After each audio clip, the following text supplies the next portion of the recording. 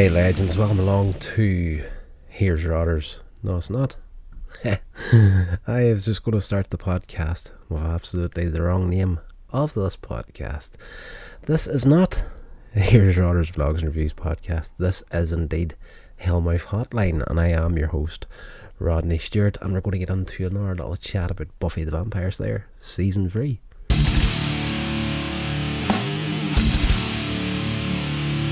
So guys, I screwed that up in a big bad way to start this off with, but it is what it is. I would rather put out an episode with the warts and all set up than have it, produced beyond belief.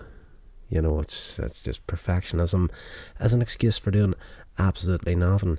And it's weird saying that in this podcast, because I literally just did a video blog over on Here's Your Orders Vlogs on YouTube about the importance of doing nothing. I've got a week off work and I've pretty much spent the better part of this first day of it unconscious in bed asleep, but I'm up now and was watching Buffy the Vampire Slayer, and this is episode 4 of season 3. It's called Beauty and the Beasts, and in this episode there is, surprise surprise, a murder of a student from the high school, and Oz is the suspect involved here. This kid has been found in a brutal murder in the woods where he's been mauled beyond all recognition, essentially, and they discover that Xander slept through his watch over Oz. Every time he turns into a werewolf, the 3-4 nights out of the month there's a full moon and he becomes a werewolf.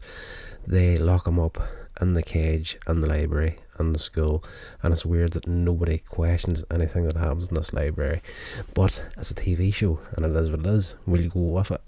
Of course, Xander falls asleep and not realising that the window is open inside the pen, and Oz does escape during the night but returns to the cage before he changes back into human form.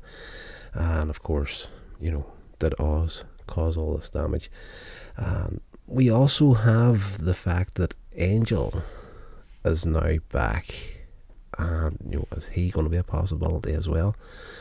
Because the first time we meet him, Buffy's out on patrol in the woods, double checking essentially to see if there's a possibility of another werewolf in the area to try and clear Oz of this murder. He's beating himself up in a major way, so it's at night time, he's locked up, all safe, and in the woods Buffy comes across Angel, having returned from the hell dimension at the end of the last episode. He's running about the woods kind of crazy and animal-like.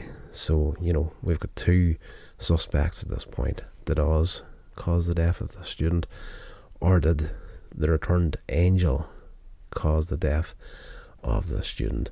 And she spots him in the woods. He attacks her, completely animalistic, but he's no match for her, and she beats his ass, takes him back to the mansion and chains him up. And she looks at the spot on the floor where she left the ring at, and it was scorched by Angel's body when he returned from the hell dimension.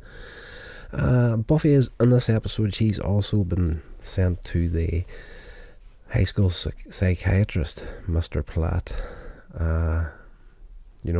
As part of the deal of her getting back into school, is she has to go to this psychologist. He has to clear her on the mental side of things. She's got a lot of lessons to catch up on, make up tests and whatnot, and she's not happy about having to go see this guy, because she's going to have to talk about her life, and she slowly begins to open up about some of the stuff that's going on in her life. And she's like, she brings up the past with Angel and what happened in season 2, but as far as, she's constantly always trying to keep the secret that she is the Slayer, and she can't open up 100% to this guy either, even though he's a psychologist.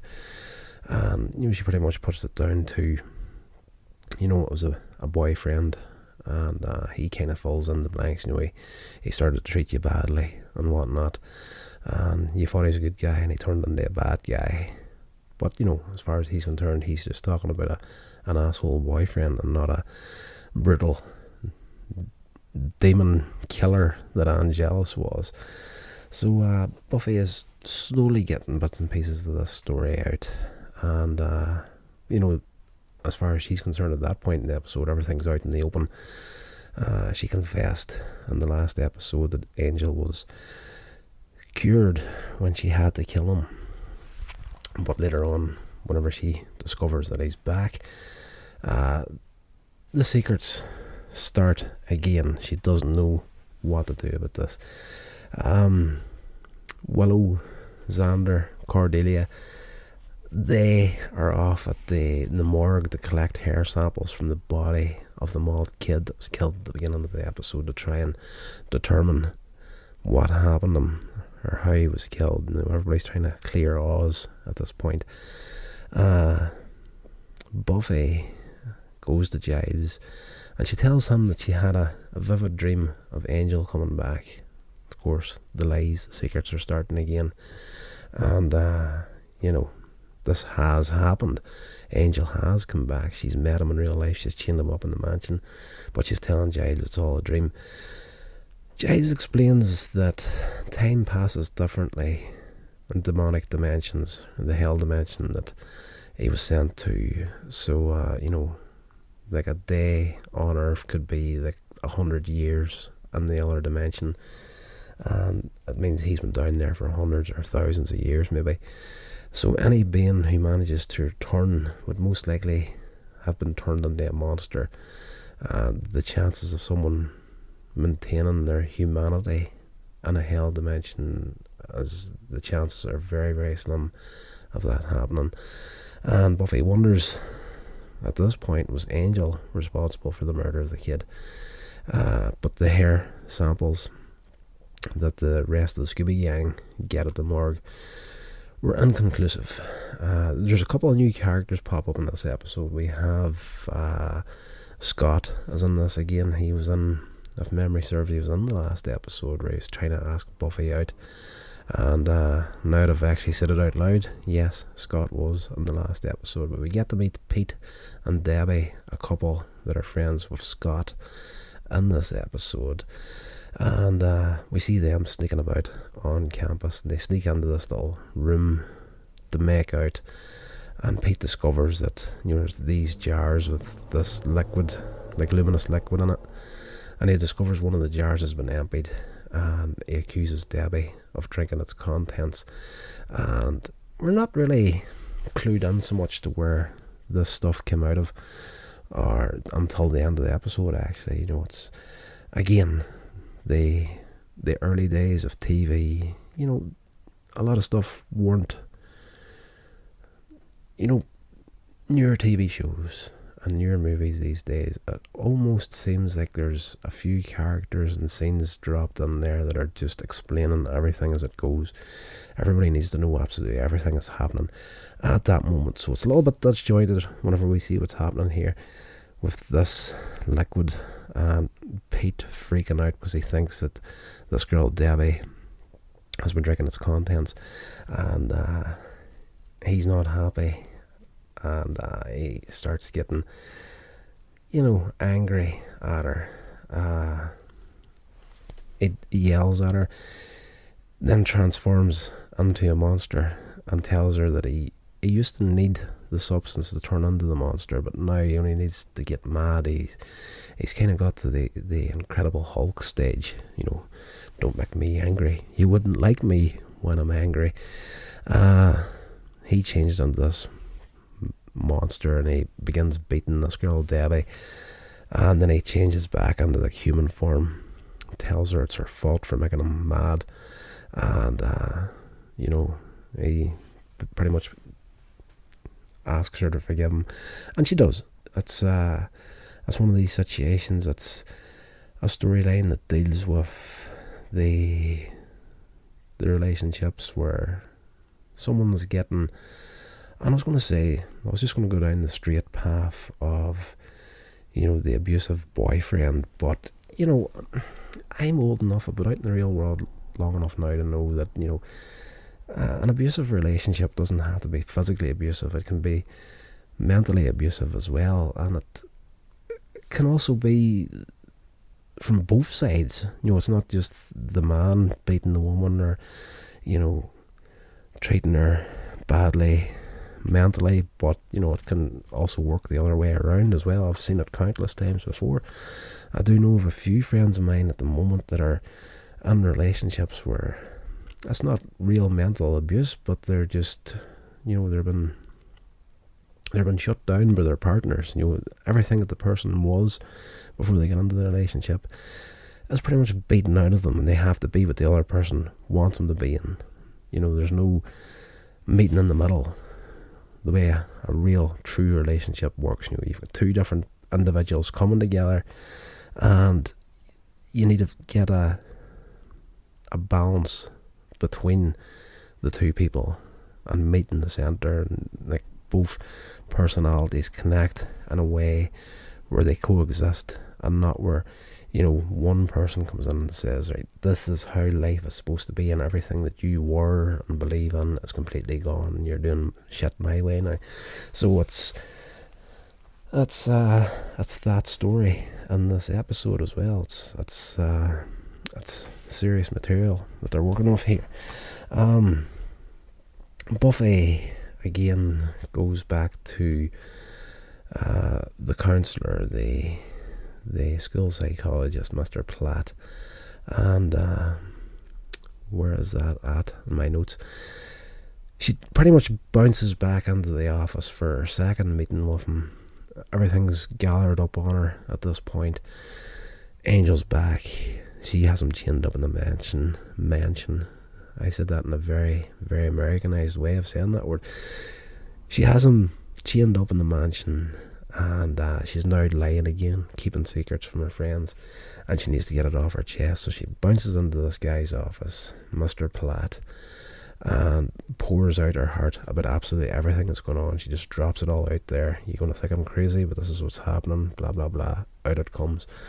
And the whole time he is sitting in his office chair with his back to her, and he's a smoker. He has a cigarette in his hand, and as she's going through everything, she realises that this whole time he hasn't moved, and she looks down at the hand, and it's a cigarette that has been burnt, that's been freshly lit. Like one pull has been taken from the cigarette, and it is literally burnt from the top to the bottom without the ash breaking off. And she realises that he's been mauled to death as well. But this clears everyone at this point, because this murder happened during the daytime, so it couldn't be Oz. Once the moon disappears and the sun comes back out, he changes from werewolf back to human form. Of course, it can't be Angel either, because if he got out of the mansion, he's going to burst into flames in the sunlight. So everybody is cleared at this point. Mr. Platt kills during the day. Oz, when he gets out, he meets up with Debbie. He promised to give her some notes that he had made on some tests that he had taken. She has to do a bit of catching up, the same as Buffy, and he offers to give her her notes. And when he meets her, he notices she's sporting a black eye that she got off Pete. Buffy and Willow, hearing about this, they seek out Debbie, and they try in vain to talk sense into her, but she is completely invested in this guy, and like the abuse is just something that she's accepted in this relationship. While that's going on, Angel breaks free from his shackles. Pete has seen Oz with Debbie and finds Oz in the library. At this point, Oz is locked up again in preparation for the full moon coming out and his last transformation. two are werewolves. So Pete comes into the library and starts threatening them, and Oz is giving out the Incredible Hulk lines, like, you don't want to be here, this can't be good. Pete turns into the monster, starts to beat up Oz for talking to Debbie, and he's getting his ass handed to him, and the sun sets during this fight.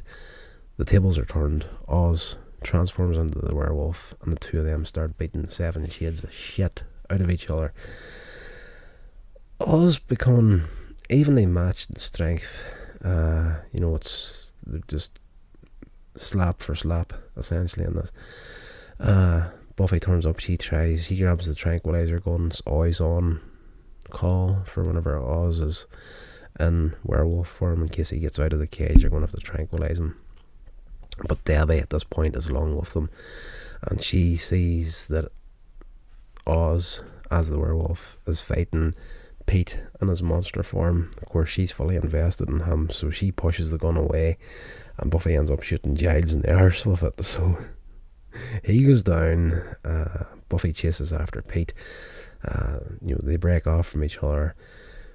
Pete escapes, and Oz is escaping as well. Willow and Faith pursue him, eventually tranquilize him, get him knocked out. Buffy follows Pete's blood trail. He's been cut during the fight, but this guy Pete, he's found Debbie first, and despite her pleas and attempts to appease him, he's gone crazy. He is blaming her for absolutely everything. Everybody knows who I am now, what's going on, it's all your fault, sort of thing. And he ends up killing her at the end of the episode. Buffy finds Pete, but he's pretty much too strong for her. And in the fight, he knocks her to the ground, and he's just about to go on for the kill when the door bursts open and Angel arrives. So Buffy is kind of freaked out at this point because she's fighting this guy. She also thinks that Angel at this point is an unfeeling monster after having spent thousands of years in hell because of her. So the first reaction she has is, this guy's trying to kill me, this guy Pete. Angel's came for me too, and Angel takes the move, goes for Pete, and he uses the chains that are still binding his wrists together, wraps it around Pete's neck, kills him, and he's in vampire form. He's got the vampire face on him, and after the fight he reverts back to his human face, looks at Buffy, calls her name before falling to his knees and embracing her in tears. He's a broken man, essentially, at the end of the episode, but has proven at this point that he's there to protect her as well, even after everything that he's just gone through. And at the end of the episode, he's back in the mansion, and he's asleep, trying to sleep, but he's obviously having nightmares, and he's kind of crying in his sleep, and Buffy is watching over him at the end of the episode. And I'm completely lost at this point in the series, because as I did say in a few past reviews, just where I was at in life whenever this first aired on TV, there was a lot going on in my personal life. I was out into the real world, getting a job, I was dating, about to make the decision to get married, all that sort of stuff. So you're just getting time to check out TV back then. And again, just to kind of dive into the mentality of the relationships of Pete and Debbie in this episode. I did say that it's not just physical and mental abuse that people go through, but just control all around, and getting time. I'm not going to say my marriage was a mentally fucked up thing, but it was one of these relationships where I was kind of shut down from a lot of stuff that I wanted to do in favour of the stuff that my ex-wife wanted to do. And getting to watch a lot of science fiction and pop culture wasn't really on the cards as far as the relationship was concerned back then. So I have kind of, since then I have seen all the episodes, all the series, but it's been a long, long time, and I'm kind of pulling a blank on the vast majority of season 3 at this point, so I'm just as curious to get into the next episodes to find out what's going on as probably you guys are. So yes, this episode was great. I enjoyed it. I'm still really finding it really strange whenever you're going through the research for these episodes and you look down at the original air date and it was October 20th 1998. That does not seem that long ago. It really doesn't. I don't know what it is about TV and movies, but you kind of forget sometimes just how old some of these shows are. And for me, Buffy the Vampire Slayer is one of these shows that, watching it now, particularly the first couple of seasons, you can see how dated it is in places, but having said that there, it's also kind of timeless as well. I absolutely love it. So yes, that's going to do it for this episode, guys. Hope you enjoyed it. If you did, please give me a little written review on your podcast app of choice, and hit that follow button, and please share it along. I can't grow this shit without you guys helping me, so I would really, really appreciate that. And until the next episode, stay safe, and I'll talk to you all then. This has been a production of Coins Age Media. Thank you.